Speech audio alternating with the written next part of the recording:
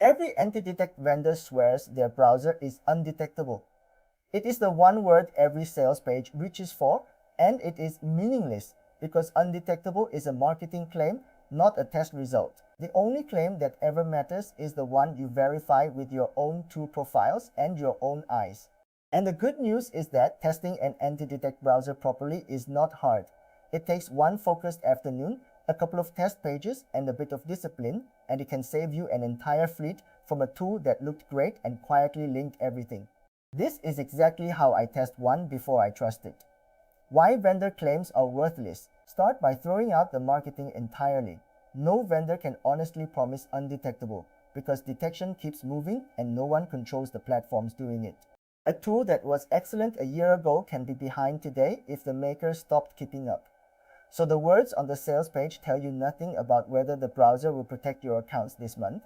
What tells you something is putting the tool through a set of concrete checks and watching what it actually does. Treat every claim as unverified until your own test confirms it, and let the results, not the copy, decide. Set up two profiles. The whole test rests on a simple premise.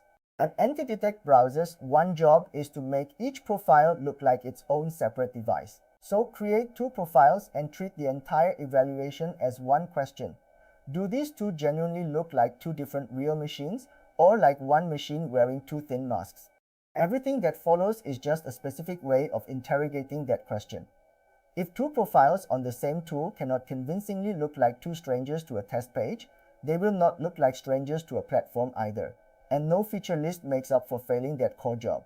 The fingerprint differential test. Open a fingerprinting test page in each profile and compare them side by side. The canvas result, the graphics card string, the fonts, the screen values, the audio signal, the reported hardware, all of it should genuinely differ between the two profiles.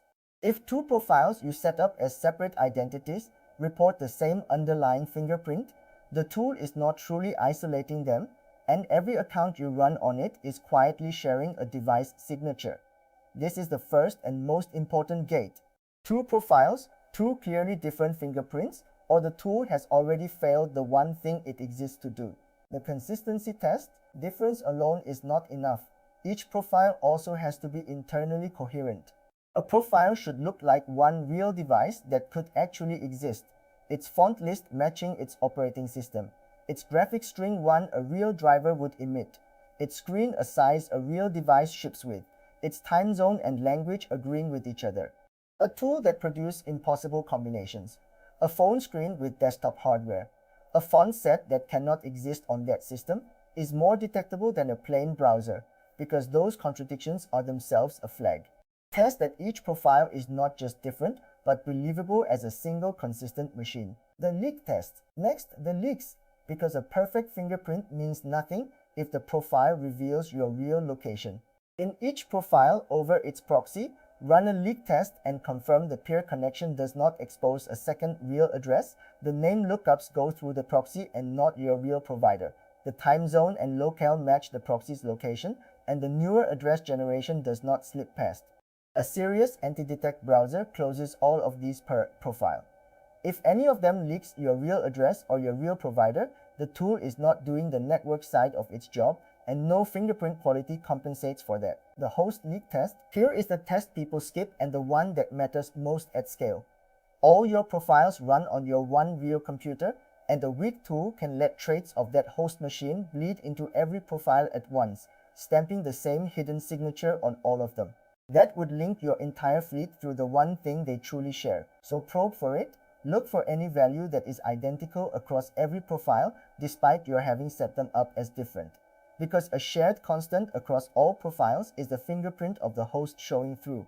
A tool that leaks the host is the most dangerous kind because it links everything silently while each profile looks fine on its own. The persistence test. A profile has to stay the same device across time, not reinvent itself. Set a profile up, note its key values, close the browser, restart the machine, and open it again. The fingerprint should be stable, the same canvas, the same fonts, the same screen, session after session, because a real device does not change its hardware between logins. A tool whose values drift on every restart makes each of your accounts look like a machine that keeps physically transforming, which is its own strong flag. Test that a profile is persistent, that the identity it presents today is the identity it presents next week. The real-world test. No lab test fully substitutes for reality, so prove the tool on accounts you can afford to lose before you trust it with ones you cannot. Stand up a few low-value accounts on it, run them normally for a while, and watch how they fare, whether they draw extra friction, verification prompts, quiet limits. This is the test that catches problems the fingerprinting pages miss, because it exposes the tool to the actual detection you care about. A browser that passes every static check but gets its accounts throttled in practice has told you something no test page could.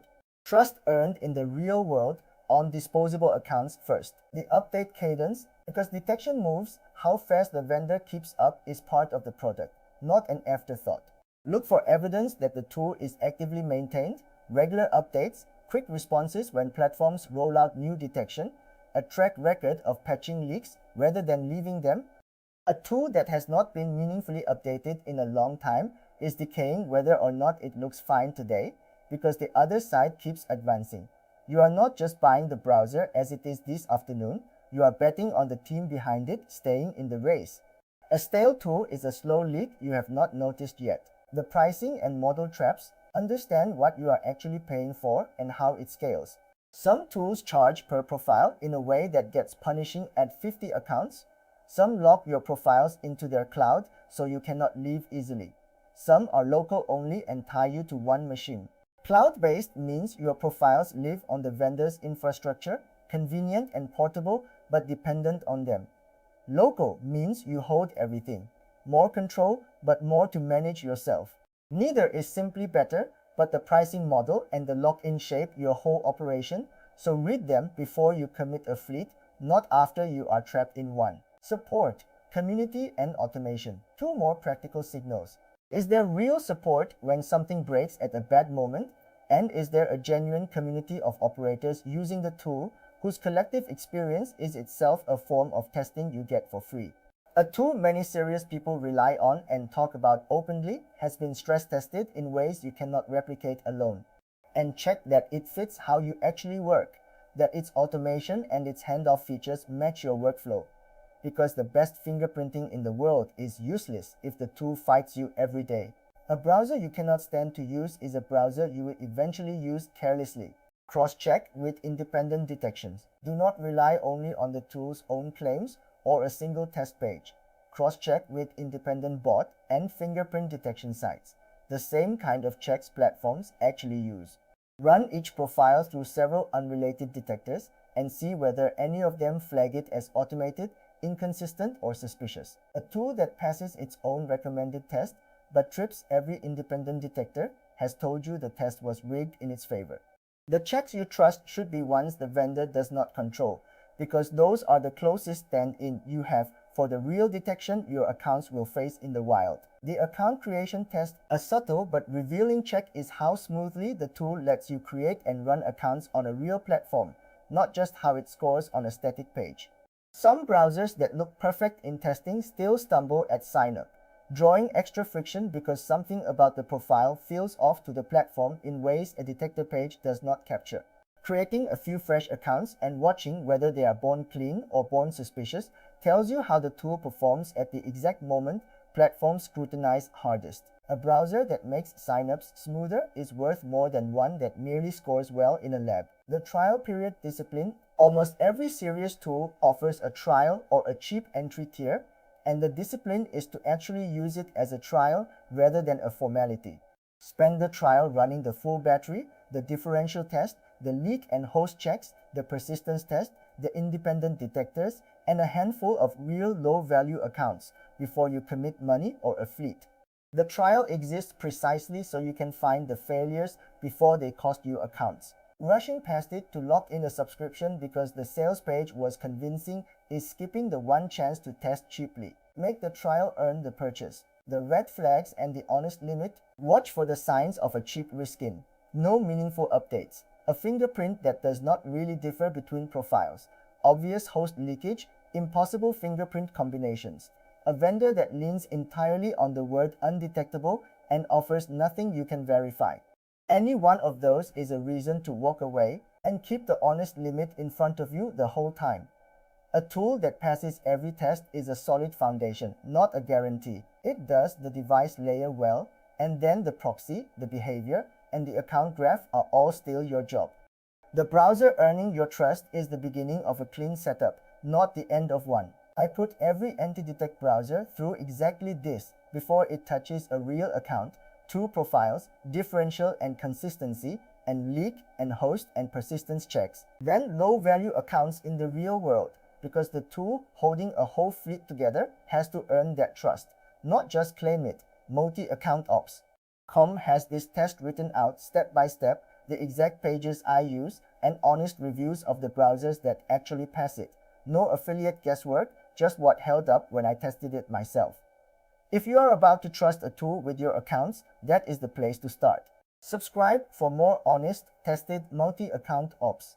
This batch walked the whole stack, how platforms detect and link accounts, the proxy types and their leaks, Antidetect profiles and cloud phones, payment hygiene and scaling a fleet cleanly. Next, we go deeper on the pieces you asked about most, with the same rule as always. Nothing claimed that was not tested.